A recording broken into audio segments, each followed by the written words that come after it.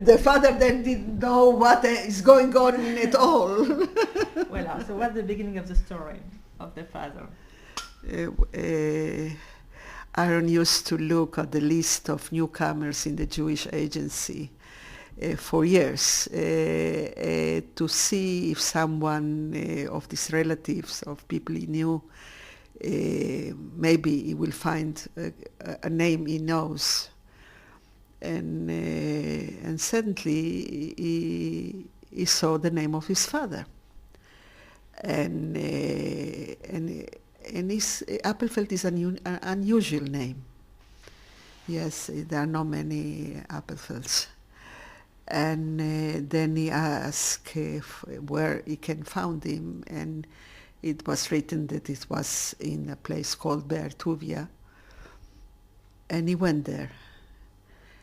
And his father, it was an orchard, orange orchard, and his father was in a, and they said there that his father was working in the orchard, and they show him where it was, and he saw an old man in the top of the ladder picking oranges, and then he said to him, Herr Appelfeld,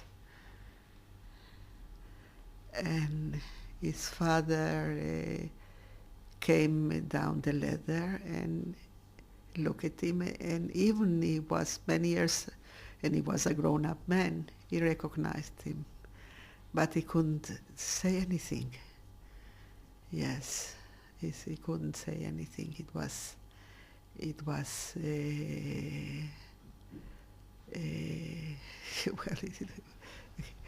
he didn't expect him to be alive, and also Aaron didn't expect him to be alive because he was in one of the most terrible places, building a bridge over the brook, the river, and most of the people. Aaron wrote a book about it. It's called The Ice Mine.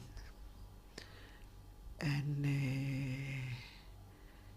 based, well, it's not, of course, it's not, but with the memory of and dedicated to his father. Yes. And maybe a little, just what happens to he didn't. Sorry. And they kept. And since then, of course, they kept, and they were close, and of course his father helped him also to reconstruct things about his childhood, and places, because the child was thrown from here to there, and afterwards, yes, he was not conscious about only a child. Aaron used to say, we know also that a child absorbs the, yes, and doesn't, and this is the reason nourished him as a writer, that he absorbed the world without thinking what is good, what is bad, what is wrong, what has to do. He absorbed the all what in the totality of the feeling. Yes. Yes, for his father, was a practical man and a very orderly man, and this was maybe what saved him.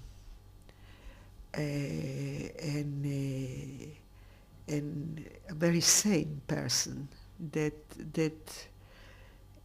looked at it and rebuilt his life. And he was the kind of person to dress up like you should, and to have your meals on time, and to be frugal and orderly and polite and nice. And it was very much loved by people who we work with. He was afterwards, he was working in the tax department in the, yes, revenue service, and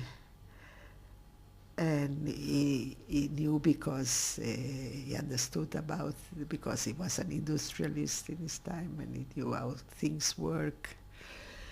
And but he was a very gentle man, and but for him it was very Aaron's writing, especially in the beginning. He was frightened about it, about Aaron's future and about and solvency, and yes, and also because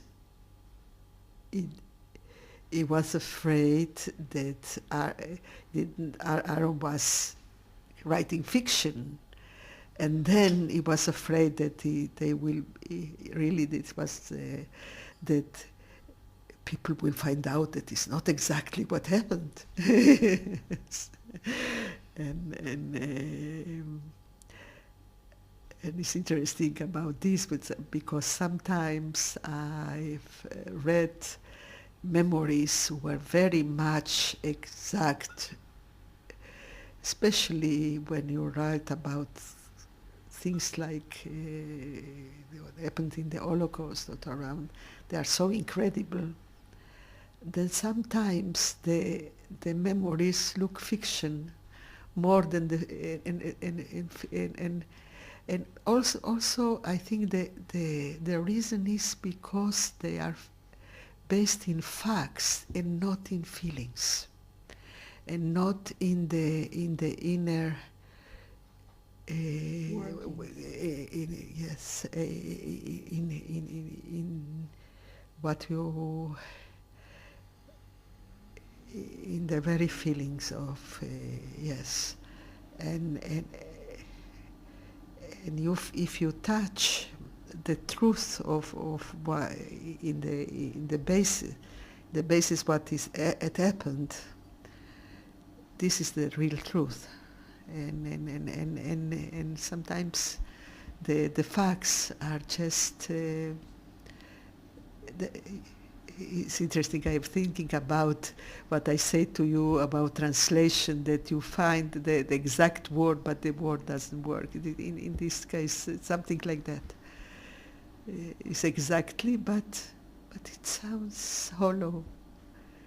Even it can be terrible too, but he has not the inner feeling, the true feeling. Yes. Yes. Thank you. I will just record a little bit of silence because it had changed. It has changed. Uh-huh.